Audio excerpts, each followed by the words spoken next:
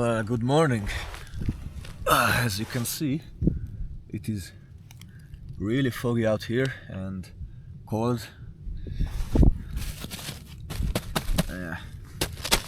Definitely frost tonight. It's really cold.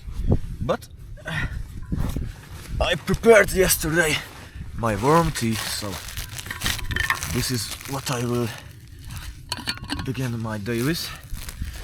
Some warm, fresh tea.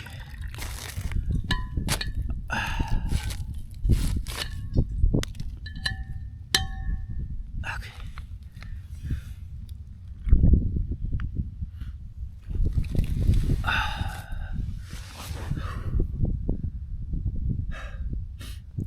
Well, it's not that warm than yesterday, but it's still better than regular cold water or any drink. So cheers.